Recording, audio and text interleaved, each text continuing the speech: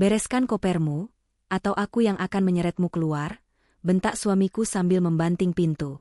Aku hanya terdiam, meremas sobekan kertas dari guru anak kami yang baru saja kutemukan.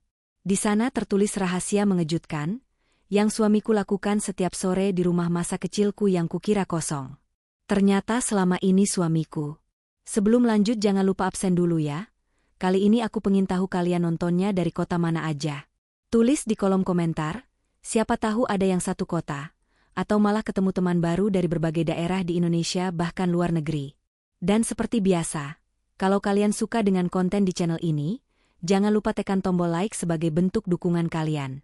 Tinggalkan komentar ya, biar aku tahu pendapat kalian dan bisa bikin konten yang lebih seru lagi ke depannya. Tentunya subscribe. Karena sangat penting agar channel ini bisa terus berkembang, dan menghadirkan konten-konten yang makin bermanfaat serta menghibur buat kalian semua. Sudah 10 tahun aku menjalani hidup sebagai bayangan yang merayap di dinding rumah mewah ini, sebuah bangunan yang megah namun terasa sedingin lemari es bagi jiwaku. Namaku Weni, tapi di mata Mas Bram aku hanyalah bagian dari furnitur yang berfungsi secara otomatis.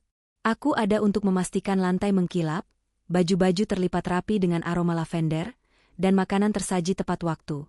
Namun aku jarang sekali benar-benar dilihat. Aku merasa seperti karakter sampingan dalam novel yang ditulis oleh orang lain, menyerahkan seluruh kendali nasibku pada arus rutinitas yang pelan-pelan membunuh percikan kehidupan di mataku. Setiap sudut rumah ini menyimpan sisa-sisa harapanku yang perlahan memudar, tertutup oleh debu pengabdian yang tidak pernah dianggap berarti oleh laki-laki yang dulu berjanji untuk menjagaku selamanya. Pagi itu dimulai seperti ribuan pagi lainnya, sebuah ritual bisu yang dilakukan dengan presisi seorang narapidana yang sudah hafal jadwal penjaranya. Aku menyiapkan kopi hitam pekat tanpa gula kesukaan Mas Bram, memastikan suhunya pas agar tidak melukai lidahnya namun cukup panas untuk membangkitkan energinya. Lalu menata bekal sekolah Arka dengan potongan buah yang membentuk senyuman, sebuah ironi karena senyum asli sudah lama absen dari wajah kami. Semuanya berjalan mekanis. Tanganku bergerak sendiri mencuci piring sementara pikiranku melayang entah kemana. Mencoba mengingat kapan terakhir kali aku merasa benar-benar bahagia. Aku telah menyerahkan seluruh otoritas atas hidupku pada kenyamanan palsu ini, membiarkan diriku hanyut dalam peran sebagai istri penurut, yang bahkan tidak lagi berani bertanya pada suaminya sendiri tentang apa yang dia rasakan atau kemana dia pergi hingga larut malam. Mas Bram adalah pria yang pendiam. Atau setidaknya begitulah citra yang dia bangun dengan kokoh di hadapanku selama 5 tahun terakhir, menciptakan tembok tebal yang tidak bisa kutembus bahkan dengan pelukan paling hangat sekalipun. Dia jarang sekali menatap mataku, seolah-olah mataku adalah cermin yang memantulkan sesuatu yang tidak ingin dia lihat, dan dia lebih sering terpaku pada layar ponselnya dengan kening berkerut, beralasan bahwa pekerjaan kantor sebagai manajer pemasaran menuntut perhatiannya setiap detik. Komunikasi kami terbatas pada hal-hal logistik. Apakah tagihan listrik sudah dibayar? Apakah mobil sudah diservis? Atau apakah Arka sudah minum vitaminnya?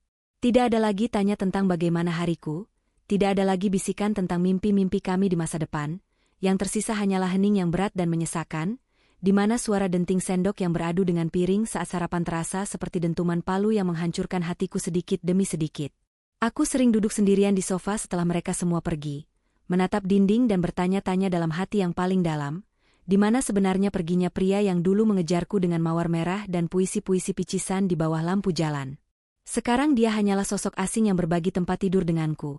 Seorang pria dingin yang memberikan uang belanja bulanan dalam jumlah besar tanpa kata-kata, seolah-olah uang bisa menggantikan kehadiran jiwa, lalu menghilang ke dalam ruang kerjanya yang terkunci rapat hingga dini hari. Aku merasa seperti sedang hidup dengan hantu. Dia ada secara fisik, baunya tertinggal di bantal, suaranya sesekali terdengar di lorong, tapi esensi dirinya telah menguap entah kemana. Ketidaktahuanku ini bukan karena aku bodoh, melainkan karena aku terlalu takut untuk mencari tahu, terlalu nyaman dalam penjaraku sendiri, hingga aku memilih untuk menutup mata demi menjaga kedamaian semu yang kami miliki. Kehadiran Arka putra tunggal kami yang kini berusia 7 tahun, adalah satu-satunya alasan yang membuatku tetap berpijak di bumi, dan tidak membiarkan diriku sepenuhnya hanyut dalam depresi yang mengepung. Arka adalah anak yang cerdas, memiliki mata bulat yang tajam, namun dia menjadi sangat tertutup dan pendiam akhir-akhir ini, seolah-olah dia sedang menyembunyikan rahasia besar yang berat di pundak kecilnya. Dia lebih banyak menghabiskan waktu dengan buku gambarnya daripada berbicara, coretan-coretannya penuh dengan garis-garis gelap dan sosok-sosok tanpa wajah, seolah dia sedang mewarisi kebisuanku dan kesuraman rumah ini. Aku sering menemukannya sedang melamun di balik jendela kamar, menatap jalanan dengan tatapan kosong yang seharusnya tidak dimiliki oleh anak seusianya. Setiap kali aku mencoba mendekat untuk bertanya, dia hanya akan memalingkan wajah atau memeluk bonekanya lebih erat, membuat hatiku perih karena menyadari bahwa rumah ini telah menjadi tempat yang asing bagi kami berdua. Beberapa bulan terakhir, atmosfer di rumah ini tidak hanya terasa dingin, tapi mulai mencekam, terutama saat aku menyadari bahwa Arka sering pulang sekolah dengan mata sembab dan bengkak. Setiap kali aku berlutut di depannya, mencoba mencari jawaban di balik binar matanya yang meredup, dia hanya akan menggeleng lemah dan buru-buru masuk ke kamar, mengunci pintu seolah-olah dunia luar, termasuk ibunya sendiri, adalah ancaman. Aku sering berdiri mematung di depan pintu kamarnya yang tertutup, mendengarkan isak tangis tertahan yang menyayat hati.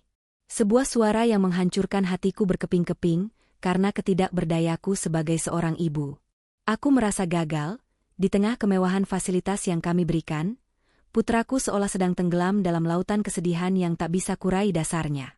Sementara aku hanya bisa berdiri di tepian, terpaku oleh ketakutanku sendiri akan konflik yang mungkin timbul jika aku terlalu dalam mencampuri urusannya.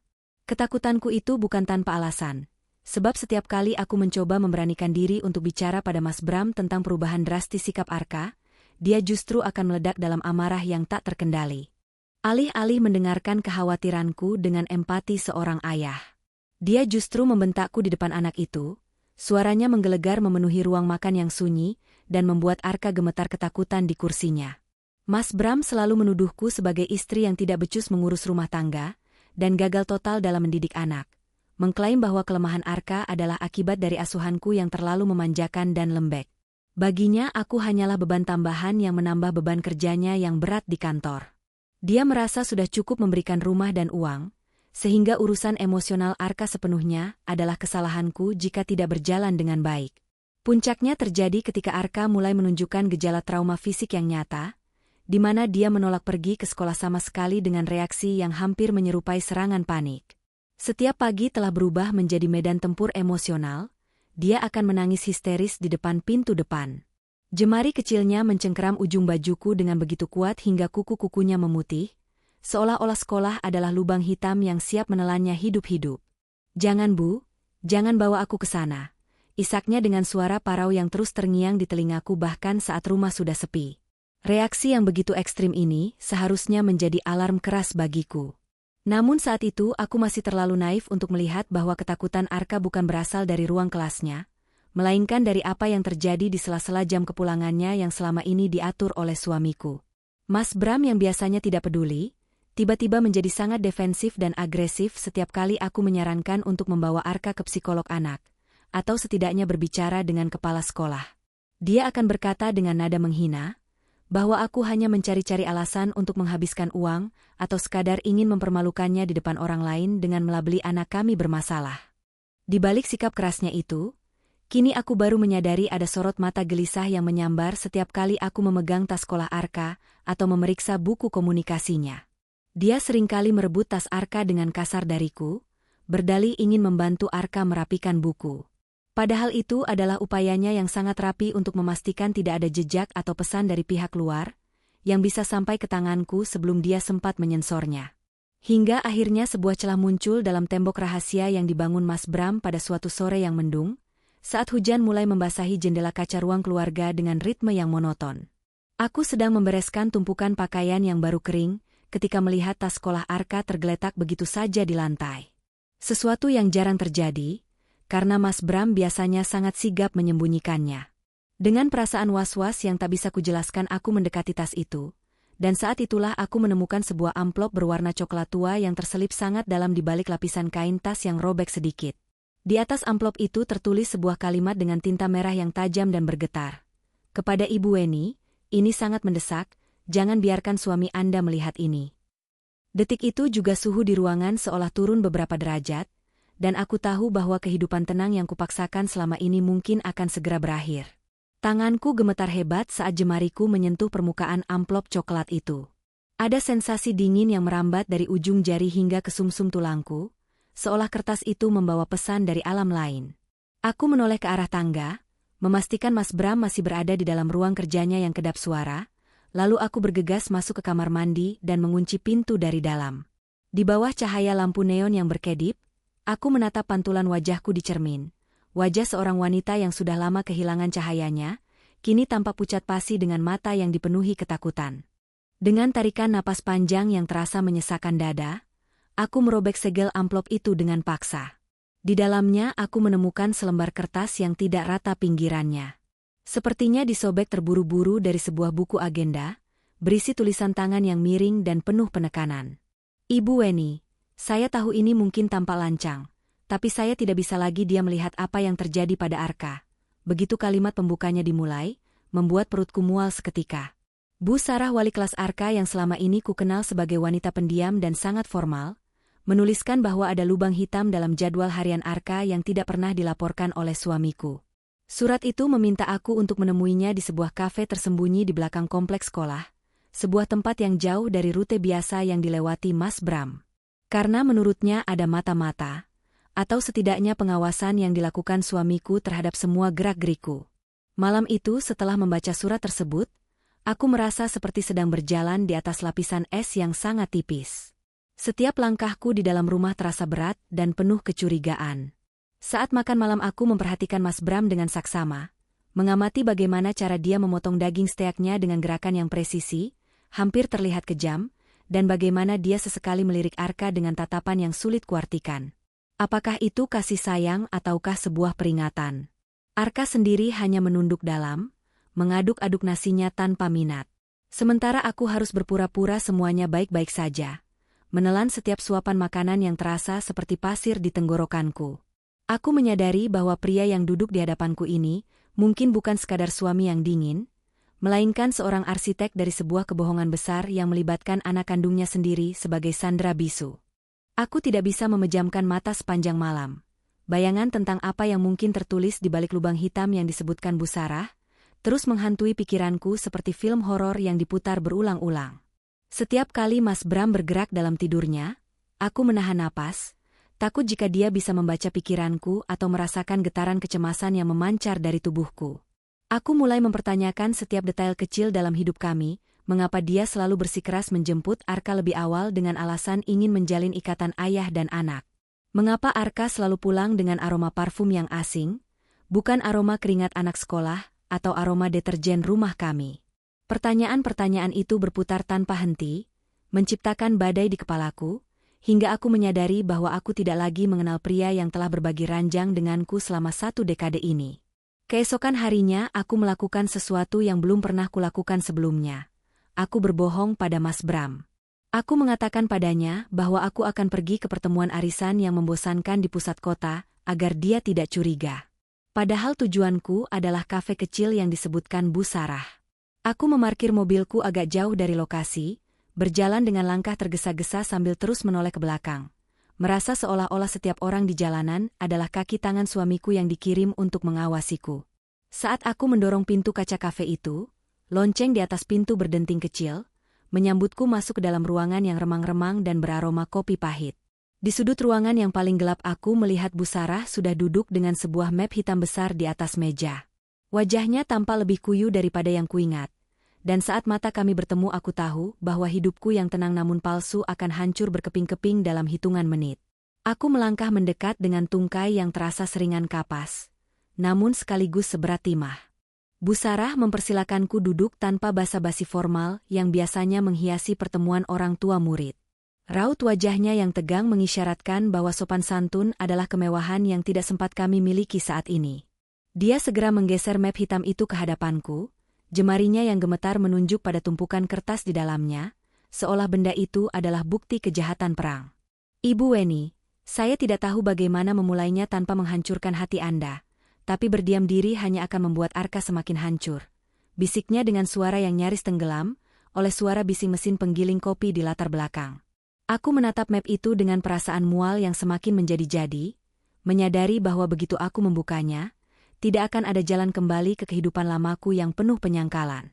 Isi map itu dimulai dengan catatan absensi sekolah Arka yang sangat tidak lazim, yang menunjukkan bahwa suamiku telah memalsukan jam kepulangan anak kami hampir setiap hari Selasa dan Kamis selama 6 bulan terakhir. Di sana tercatat Mas Bram selalu menjemput Arka tepat setelah makan siang. 3 jam sebelum bel pulang resmi berbunyi, dengan alasan ada janji temu dokter keluarga, atau acara keluarga mendesak yang tidak pernah sekalipun dikatakannya padaku. Aku membaca baris demi baris alasan palsu itu dengan dada yang terasa sesak, membayangkan kemana sebenarnya putra kecilku dibawa selama jam-jam kosong itu. Sementara aku di rumah dengan tenang menyiapkan makan malam, mengira mereka sedang menempuh perjalanan pulang yang macet. Kebohongan ini begitu sistematis, begitu terencana, hingga aku menyadari bahwa Mas Bram telah membangun sebuah realitas paralel yang sama sekali tidak kuketahui keberadaannya. Bu Sarah kemudian mengeluarkan beberapa lembar foto hasil jepretan kamera ponsel yang tampak diambil secara sembunyi-sembunyi dari balik kemudi mobil. Foto-foto itu memperlihatkan mobil SUV hitam milik Mas Bram terparkir di depan sebuah gerbang kayu tua yang catnya sudah mengelupas. Sebuah tempat yang membuat jantungku seolah berhenti berdetak karena aku sangat mengenalnya. Itu adalah rumah masa kecilku di pinggiran kota, sebuah bangunan yang seharusnya kosong dan terbengkalai sejak orang tuaku meninggal. Namun dalam foto itu rumah itu tampak hidup dengan gorden yang terpasang dan beberapa pot tanaman di terasnya. Aku merasa seolah-olah ada tangan tak kasat mata yang mencekik leherku. Rumah yang penuh kenangan indah masa kecilku itu ternyata telah dijadikan sarang rahasia oleh suamiku, tanpa izinku dan tanpa sepengetahuku. Saya mengikuti mereka sekali Bu Weni, karena saya khawatir melihat Arka yang selalu menangis setiap kali ayahnya datang menjemput. Lanjut Bu Sarah dengan nada penuh penyesalan. Dia mengeluarkan foto berikutnya yang lebih tajam, memperlihatkan Mas Bram sedang membukakan pintu rumah itu untuk seorang wanita muda berambut panjang yang mengenakan gaun tipis. Sementara di samping mereka, Arka berdiri terpaku dengan kepala tertunduk lesu. Di foto itu Mas Bram tampak tertawa, sebuah tawa lepas yang tidak pernah kulihat di rumah kami selama bertahun-tahun. Sementara tangannya merangkul pinggang wanita itu dengan posesif. Melihat itu rasa sakitnya tidak hanya seperti dikhianati sebagai seorang istri, tapi seperti ditikam tepat di ulu hati karena dia tega membawa anak kami ke dalam pusaran dosa. Wanita di dalam foto itu bukanlah orang asing.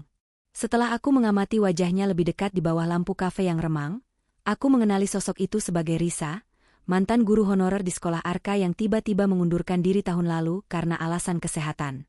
Ternyata kesehatan yang dimaksud adalah kehamilan yang kini mulai tampak sedikit menonjol di balik gaun yang dia kenakan dalam foto-foto terbaru di map tersebut. Dunia di sekitarku seakan berputar hebat, suara Bu Sarah perlahan memudar menjadi dengungan panjang yang menyakitkan di telingaku. Sementara bayangan Arka yang dipaksa menyaksikan kemesraan ayahnya dengan wanita lain di rumah ibunya sendiri, membuatku ingin berteriak sekeras-kerasnya. Aku menyadari bahwa selama ini suamiku bukan sekadar berselingkuh, dia sedang membangun keluarga baru di atas puing-puing trauma putra kandungnya sendiri, menggunakan rumah kenanganku sebagai fondasi dari pengkhianatannya. Aku duduk terpekur menatap lembaran-lembaran foto itu, merasakan setiap inci tubuhku gemetar oleh amarah yang membeku. Bu Sarah menyentuh tanganku pelan, sebuah isyarat simpati yang justru membuat pertahananku nyaris runtuh. Ibu Weni, saya melakukan ini karena Arka mulai melukai dirinya sendiri di kelas. Bisik Bu Sarah lagi, suaranya kini seberat batu yang menghantam ulu hatiku. Dia mengeluarkan selembar kertas gambar terakhir dari bagian paling bawah map, sebuah coretan krayon hitam yang memperlihatkan sosok kecil yang mulutnya dijahit dengan benang merah, berdiri di depan sebuah rumah tua yang dikelilingi oleh duri-duri tajam. Gambar itu adalah jeritan minta tolong yang selama ini tak mampu Arka ucapkan, sebuah representasi dari ancaman yang mungkin diterimanya setiap kali dia menginjakan kaki di rumah masa kecilku itu. Rasa haus akan kebenaran kini mengalahkan rasa takutku, mendorongku untuk menggali lebih dalam tentang siapa sebenarnya Risa di mata suamiku.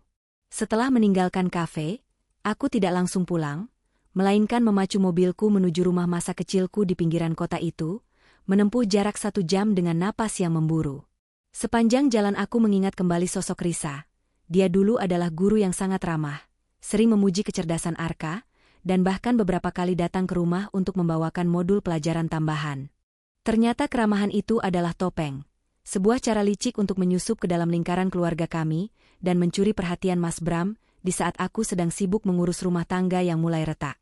Aku merasa sangat bodoh karena pernah menyuguhkannya teh dan camilan di ruang tamuku sendiri, tanpa menyadari bahwa dia sedang mengincar setiap inci kebahagiaanku. Saat aku tiba di depan rumah tua itu, aku memarkir mobil agak jauh di bawah bayangan pohon beringin besar agar tidak terlihat. Dari kejauhan aku melihat gorden jendela ruang tamu yang dulu sering kubersihkan bersama ibu kini berwarna kuning gading, persis seperti yang ada di foto Bu Sarah. Pintu depan terbuka, dan keluarlah Risa dengan perut yang memang sudah membuncit. Dia tampak begitu nyaman di teras rumah yang seharusnya menjadi hak warisku sepenuhnya. Dia menyiram bunga dengan ekspresi tenang, seolah-olah dia adalah ratu di atas tahta yang ia curi dari seorang wanita yang sedang berjuang mempertahankan kesehatan mentalnya. Melihatnya menggunakan ruang-ruang pribadiku untuk membangun sarang cintanya dengan suamiku, membuat darahku mendidih. Namun aku memaksakan diri untuk tetap diam, merekam setiap detail sebagai amunisi untuk kehancuran mereka nantinya. Malam harinya saat aku kembali ke rumah, suasana terasa jauh lebih menyesakan dari biasanya, karena kini aku membawa beban kebenaran yang mengerikan. Aku masuk ke kamar Arka, menemukannya sedang meringkuk di bawah selimut meskipun udara tidak dingin. Matanya menatap langit-langit dengan kekosongan yang menghancurkan jiwa. Aku duduk di tepi tempat tidurnya, mengelus rambutnya dengan lembut, dan kali ini aku tidak akan membiarkan dia mengelak lagi. Arka, ibu sudah tahu tentang rumah nenek, ibu sudah tahu tentang Tante Risa, bisikku lirih sambil menahan tangis agar suaraku tetap stabil. Seketika tubuh kecil itu menegang, napasnya memburu, dan dia menatapku dengan mata yang membelalak penuh ketakutan. Seolah-olah dia sedang menunggu hukuman mati yang dijanjikan oleh ayahnya jika rahasia ini terbongkar. Perlahan tapi pasti tembok pertahanan Arka runtuh di hadapanku, dia mulai terisak. Sebuah tangisan yang dalam dan penuh penderitaan yang telah dia pendam selama berbulan-bulan. Dengan suara terbata-bata dia bercerita, bahwa ayahnya selalu mengancam akan pergi selamanya, dan meninggalkan kami berdua dalam kemiskinan jika Arka membocorkan permainan mereka kepada ibu. Tante Risa menurut Arka, seringkali bersikap manis di depan Mas Bram, tapi akan berubah menjadi sangat dingin dan mengintimidasi saat ayahnya sedang berada di ruangan lain. Bahkan seringkali mengurung Arka di kamar belakang, agar tidak mengganggu waktu mereka berdua. Mendengar itu aku merasa seperti singa yang baru saja terbangun dari tidur panjang. Kesedihanku menguap, digantikan oleh naluri melindungi yang begitu buas. Bersumpah dalam hati bahwa tidak akan ada lagi yang bisa menyakiti putraku, bahkan ayahnya sendiri sekalipun. Aku mendekap Arka erat-erat malam itu, membiarkan air matanya membasahi kemejaku hingga hatiku sendiri terasa ikut larut dalam duka. Di tengah isak tangisnya yang mulai mereda, aku menyadari bahwa aku tidak bisa lagi menjadi Weni yang pasrah dan menyerah pada nasib. Aku harus bertransformasi menjadi seorang ahli strategi yang dingin, jika ingin menyelamatkan masa depan putraku dari kehancuran yang diciptakan ayahnya sendiri. Aku berbisik di telinga Arka, menjanjikan bahwa semua ketakutan ini akan berakhir dan dia tidak perlu lagi menginjakan kaki di rumah tua itu. Dengan tekad yang membaja, aku mulai menyusun rencana di kepala. Aku membutuhkan lebih dari sekadar foto perselingkuhan jika ingin menghancurkan Mas Bram sepenuhnya tanpa memberi celah baginya untuk melawan balik di pengadilan kelak. Keesokan paginya saat Mas Bram sudah berangkat kerja dengan topeng meneyer teladan yang biasa ia kenakan, aku mulai menggeledah ruang kerjanya yang selama ini menjadi area terlarang bagiku. Aku tahu dia memiliki sebuah brankas kecil di balik lukisan abstrak di dinding. Dan beruntunglah aku pernah secara tidak sengaja melihatnya menekan kombinasi angka yang merupakan tanggal lahir ibunya, bukan tanggal lahirku atau Arka. Dengan tangan yang sedikit gemetar namun pasti, aku membuka brankas itu dan menemukan tumpukan dokumen yang jauh lebih berharga daripada emas, laporan keuangan ganda dan beberapa buku tabungan atas nama Risa. Di sana tercatat aliran dana yang sangat besar dari rekening perusahaan tempatnya bekerja ke rekening pribadi wanita itu, sebuah pola penggelapan uang yang sistematis dan sangat berani yang menjelaskan bagaimana mereka bisa merestorasi rumah masa kecilku dengan begitu mewah. Aku menghabiskan waktu berjam-jam memotret setiap lembar dokumen tersebut dengan ponselku, memastikan setiap angka dan tanda tangan terlihat jelas, tanpa ada bayangan yang mengganggu. Setiap kali aku membalik halaman rasa mualku berganti menjadi kepuasan yang pahit. Pria ini ternyata tidak hanya mengkhianati janji sucinya, tapi juga mempertaruhkan kebebasannya demi membiayai kehidupan gandanya. Aku juga menemukan beberapa kontrak sewa properti lain atas namanya yang selama ini dirahasiakan dariku, mempertegas bahwa apa yang kulihat selama ini hanyalah puncak gunung es dari pengkhianatan yang jauh lebih masif. Informasi ini adalah peluru tajam yang akan memastikan Mas Bram tidak hanya kehilangan hak asuh anak, tapi juga posisi sosial dan kenyamanan finansial yang selama ini ia agung-agungkan di depanku. Langkah selanjutnya membawaku pada seorang pengacara handal yang merupakan teman lama kuliahku, seseorang yang tahu persis bagaimana cara menangani kasus kerah putih dan perceraian yang rumit. Kami bertemu di sebuah kantor hukum yang terletak di gedung tinggi, jauh dari jangkauan pergaulan Mas Bram. Sambil menyerahkan kartu memori berisi semua bukti yang kukumpulkan, aku menjelaskan dengan suara yang stabil bahwa aku tidak menginginkan harta Gonogini yang kotor dari hasil korupsi. Aku hanya menginginkan hak asuh penuh Arka dan perlindungan hukum bagi kami berdua. Pengacaraku menatapku dengan kagum. Dia mengatakan bahwa bukti-bukti ini cukup untuk membuat Mas Bram mendekam di penjara jika pihak kantornya memutuskan untuk menuntut. Namun kami harus bermain cantik agar dia tidak mencium rencana ini sebelum perang dimulai. Selama seminggu penuh aku tetap berperan sebagai istri yang patuh di rumah, memasak makan malam dan menyambutnya dengan senyum tipis yang kupaksakan agar dia tidak curiga. Namun di balik ketenangan itu, aku sebenarnya sedang memindahkan sedikit demi sedikit barang-barang pribadiku dan Arka ke tempat aman, serta terus berkoordinasi dengan Bu Sarah untuk mengamankan saksi-saksi lain dari sekolah. Setiap kali Mas Bram mencoba menyentuh bahuku atau berbicara tentang rencana liburan akhir pekan bersama Arka, aku harus menahan keinginan untuk meludah ke wajahnya. Aku hanya perlu bertahan sedikit lebih lama lagi, menunggu saat yang tepat ketika semua bukti sudah diverifikasi oleh audit internal perusahaan yang diam-diam telah dihubungi oleh pengacaraku. Badai besar akan segera datang. Dan kali ini aku bukanlah orang yang akan tersapu olehnya, melainkan orang yang akan mengarahkan arah anginnya.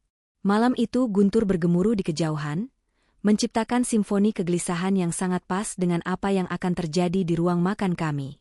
Mas Bram pulang dengan wajah yang lebih kusut dari biasanya, mungkin karena dia mulai merasakan napas audit internal yang mulai mendekat di tengkuknya. Aku duduk tenang di meja makan, tidak ada piring berisi steak atau aroma masakan yang menggugah selera. Hanya ada satu map hitam dan sebuah laptop yang layarnya sengaja kuhadapkan ke arah kursinya. Saat dia melangkah masuk dan melihat keheningan yang tidak biasa itu, langkahnya melambat, dan matanya menyipit penuh kecurigaan yang tajam. "Di mana makan malamku? Dan kenapa Arka tidak ada di ruang tengah?" Tanyanya dengan nada otoriter yang biasanya membuatku menciut.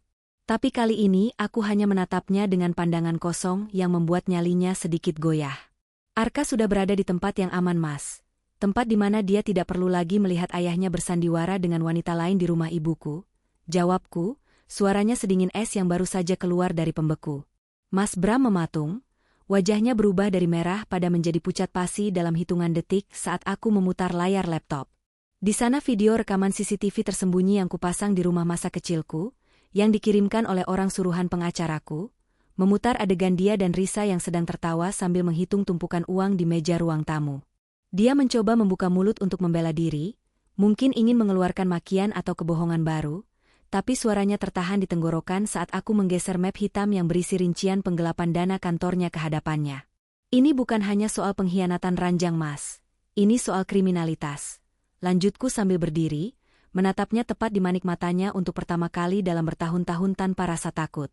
Aku membeberkan semua angka, semua tanggal, dan semua nama rekening fiktif yang dia gunakan untuk membiayai hidup mewah selingkuhannya menggunakan uang perusahaan. Mas Bram tiba-tiba meledak.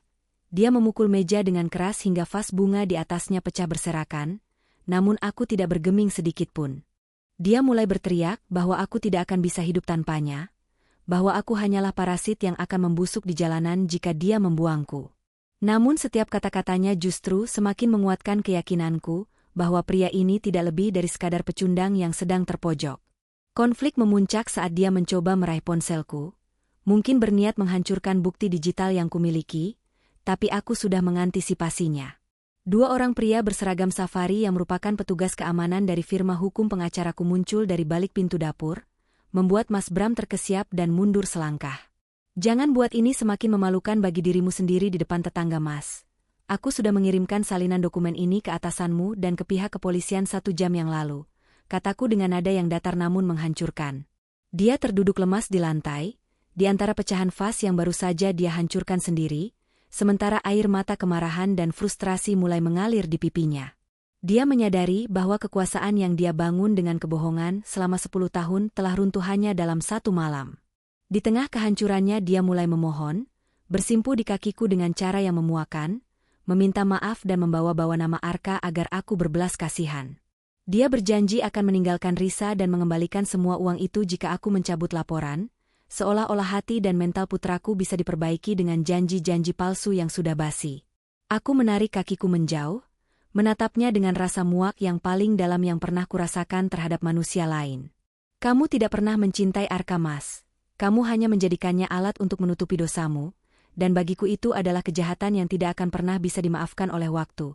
Bisikku sebelum akhirnya melangkah keluar dari rumah itu, meninggalkan dia sendirian dalam kehampaan yang telah dia ciptakan sendiri. Malam itu berakhir dengan raungan sirine yang membelah kesunyian kompleks perumahan kami, sebuah melodi pembalasan yang terdengar sangat merdu di telingaku. Mas Bram tidak memiliki kesempatan untuk melarikan diri. Bukti penggelapan dana yang diserahkan pengacaraku ke divisi audit internal perusahaan, ternyata langsung diteruskan ke pihak berwajib karena skalanya yang mencapai miliaran rupiah. Aku berdiri di ambang pintu, menyaksikan pria yang selama 10 tahun kupuja dan kutakuti itu digiring keluar dengan tangan terborgol. Wajahnya yang biasanya angkuh kini tertutup oleh kedua tangannya yang gemetar. Tidak ada rasa sedih yang tersisa, hanya ada kelegaan luar biasa yang membuncah dari dasar jiwaku, seolah sepasang sayap yang selama ini terikat erat akhirnya terlepas dan membiarkanku bernapas dengan paru-paru yang utuh. Keesokan harinya aku harus menghadapi satu hantu lagi, sebelum aku benar-benar bisa menutup buku masa laluku, yaitu Risa. Dengan didampingi pengacaraku dan seorang petugas kepolisian, aku mendatangi rumah masa kecilku untuk melakukan penyitaan aset yang dibeli dengan uang hasil kejahatan Mas Bram. Risa berdiri di teras dengan wajah pucat, tangannya terus mengelus perutnya yang membuncit, mencoba memainkan kartu simpati sebagai wanita hamil yang tidak tahu apa-apa. Namun aku tidak lagi bisa dipengaruhi oleh drama picisan. Aku menyodorkan bukti transfer berkala ke rekeningnya yang mencantumkan keterangan biaya proyek fiktif, membuktikan bahwa dia adalah kaki tangan yang sadar sepenuhnya atas setiap rupiah yang dia nikmati. Rumah ini adalah tempat suci bagi kenanganku, dan kamu telah mengotorinya dengan nafsu dan ketamakanmu. Kataku padanya tanpa sedikitpun nada kemarahan, hanya ada ketegasan yang dingin yang membuatnya tertunduk malu. Proses hukum berjalan seperti bola salju yang menggelinding cepat, menghancurkan segala sesuatu yang menghalangi jalannya. Di pengadilan Mas Bram mencoba menggunakan alasan kesehatan mental dan tekanan kerja untuk meringankan hukumannya. Namun kesaksian dari psikolog anak tentang trauma yang dialami Arka menjadi paku terakhir di peti matinya. Saat Arka memberikan pernyataan melalui rekaman video, karena aku tidak ingin dia bertemu ayahnya secara langsung, tentang bagaimana dia diancam dan dipaksa melihat perselingkuhan itu, seluruh ruang sidang terdiam dalam kengerian. Hakim tidak memberikan ampun. Mas Bram divonis hukuman penjara yang cukup lama dan seluruh aset yang diatasnamakan Risa disita untuk mengembalikan kerugian perusahaan, meninggalkan wanita itu dalam kemiskinan yang ia tanam sendiri lewat pengkhianatannya. Selama berbulan-bulan setelah badai itu berlalu, fokus utamaku hanyalah memulihkan Arka, kepingan hidupku yang paling berharga yang sempat hancur. Kami pindah ke sebuah kota kecil di dekat pantai, tempat di mana tidak ada yang mengenal nama kami atau sejarah kelam yang kami bawa. Aku menggunakan sisa tabungan pribadiku dan warisan kecil dari ibuku yang belum sempat disentuh Mas Bram untuk membuka sebuah toko buku merangkap kafe kecil yang hangat. Di sini Arka mulai belajar untuk kembali percaya pada dunia. Dia tidak lagi menggambar sosok-sosok tanpa wajah atau mulut yang dijahit, melainkan mulai melukis ombak, burung camar, dan matahari terbit dengan warna-warna yang cerah dan penuh harapan. Perlahan tapi pasti kebisuannya mencair, digantikan oleh tawa kecil yang mulai sering terdengar di sela-sela denting cangkir kopi di kafe kami. Aku menyadari bahwa selama ini aku tidak sedang diserahkan pada nasib, melainkan aku sedang menyerah pada ketakutanku sendiri. Kebenaran yang dikirimkan oleh Bu Sarah melalui catatan kecil itu bukan hanya membongkar kebusukan suamiku, tapi juga membongkar kekuatan rahasia yang selama ini tersembunyi di balik kepasrahanku sebagai seorang istri. Kini setiap pagi aku bangun bukan untuk melayani rutinitas yang membunuh jiwa, melainkan untuk merayakan kebebasan yang kubangun dengan tanganku sendiri. Aku melihat bayanganku di cermin dan tidak lagi melihat seorang wanita yang rapuh. Aku melihat seorang penyintas, seorang ibu, dan seorang arsitek bagi nasibnya sendiri yang baru saja dimulai. Waktu terus berjalan, membawa kami pada tahun kedua sejak badai besar itu meluluh lantakkan segalanya. Toko bukuku yang mungil, kini telah menjadi jantung kehidupan baru kami yang tenang namun penuh makna. Di tempat ini tidak ada lagi aroma ketakutan atau hening yang menyesakan, yang ada hanyalah wangi kertas buku baru, aroma biji kopi yang baru dipanggang, dan suara musik akustik yang mengalun lembut. Aku telah bertransformasi sepenuhnya dari seorang istri yang terabaikan, menjadi seorang pengusaha mandiri yang dihormati di komunitas kecil ini. Setiap sudut toko ini adalah bukti nyata bahwa sebuah kehancuran bukanlah akhir dari segalanya, melainkan sebuah kesempatan untuk menata ulang kepingan hidup menjadi sesuatu yang jauh lebih kokoh dan indah. Arka putraku yang dulu sempat kehilangan suaranya dalam kegelapan rahasia ayahnya, kini telah tumbuh menjadi anak yang luar biasa terbuka. Dia tidak hanya menjadi juara kelas di sekolah barunya, tetapi juga menjadi pelukis muda yang karyanya sering dipajang di dinding kafe kami. Melihatnya bisa tertawa lepas saat berdiskusi dengan teman-temannya tentang buku petualangan favoritnya, adalah obat terbaik bagi luka hatiku yang kini telah mengering menjadi sekadar jaringan parut yang mengingatkanku pada kekuatanku sendiri. Hubungan kami telah berkembang melampaui ikatan ibu dan anak. Kami adalah rekan seperjuangan yang telah melewati neraka bersama-sama dan berhasil keluar sebagai pemenang yang lebih bijaksana. Dia tahu bahwa ibunya adalah pahlawan yang sebenarnya, bukan karena aku bisa mengalahkan raksasa, melainkan karena aku berani menghadapi kebenaran yang pahit demi melindunginya. Kabar tentang Mas Bram sesekali masih sampai ke telingaku melalui pengacara, namun informasi itu kini terasa seperti berita dari planet lain yang tidak lagi memiliki kaitan dengan orbit hidupku. Dia dikabarkan sedang menjalani sisa masa tahanannya dengan kesehatan yang terus menurun, kehilangan segala kemewahan dan harga diri yang dulu dia agung-agungkan di atas penderitaan kami. Risa sendiri, setelah melahirkan dalam kondisi kekurangan finansial, kabarnya harus bekerja serabutan untuk menghidupi dirinya sendiri, karena semua aset hasil penggelapan itu telah dirampas oleh negara. Aku tidak merasa senang atas penderitaan mereka, namun aku merasakan sebuah keadilan yang puitis. Mereka kini memanen benih-benih pengkhianatan yang mereka tanam dengan begitu rakus di masa lalu.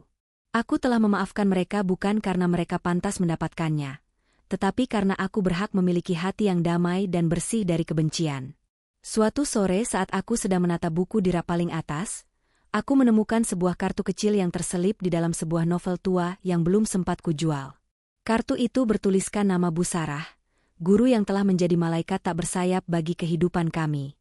Aku tersenyum mengingat keberaniannya mengirimkan catatan itu, sebuah tindakan kecil yang memiliki efek domino yang begitu masif. Tanpa campur tangan nasib lewat jemarinya, mungkin saat ini aku masih terjebak dalam rutinitas yang membunuh jiwa, menjadi saksi bisu atas kehancuran mental anakku sendiri. Kejadian itu mengajarkanku satu pelajaran paling berharga, bahwa nasib memang bisa mengetuk pintu rumah kita dengan cara yang kasar dan menyakitkan. Namun kitalah yang memegang kunci untuk memutuskan apakah kita akan tetap bersembunyi di balik pintu, atau keluar menghadapinya dengan kepala tegak. Sekarang setiap kali aku menatap matahari terbenam dari teras toko bukuku, aku tidak lagi merasa sebagai wanita yang diserahkan pada nasib. Aku menyadari bahwa nasib hanyalah selembar kertas kosong, dan kitalah penulis profesional atas kisah kita sendiri. Aku telah menulis ulang ceritaku dari sebuah tragedi, menjadi sebuah kisah tentang kebangkitan dan keberanian seorang perempuan yang memilih untuk berhenti menjadi korban. Hidup memang penuh dengan catatan-catatan rahasia yang mungkin sewaktu-waktu bisa membongkar kenyamanan semu kita. Namun di balik setiap pembongkaran itu, selalu ada ruang untuk membangun sesuatu yang lebih suci. Namaku Weni, dan hari ini aku bangga mengatakan bahwa aku adalah pemilik tunggal atas nasibku, kebahagiaanku, dan masa depan putraku yang kini bersinar lebih terang daripada cahaya matahari manapun. Pelajaran hidup yang paling berharga dari perjalanan Weni adalah bahwa kepasrahan terhadap nasib bukanlah sebuah kebajikan, jika itu berarti membiarkan diri dan orang yang kita cintai hancur dalam ketidakadilan yang terselubung. Cerita ini mengajarkan kita bahwa kenyamanan semu yang dibangun di atas kebohongan dan penyangkalan, hanyalah sebuah penjara tak kasat mata yang perlahan-lahan akan membunuh karakter serta kesehatan mental kita. Kita harus menyadari bahwa intuisi seorang ibu atau insting seorang manusia terhadap sesuatu yang salah adalah alarm alamiah yang tidak boleh diabaikan. Seringkali, kebenaran yang paling menyakitkan sekalipun jauh lebih menyelamatkan daripada kebohongan yang manis. Keberanian Weni untuk menghadapi kenyataan pahit setelah menerima catatan dari Bu Sarah, membuktikan bahwa titik balik dalam hidup seringkali datang dari hal-hal kecil yang menuntut keberanian besar. Hikmah lainnya adalah pentingnya integritas dan kejujuran dalam sebuah komitmen.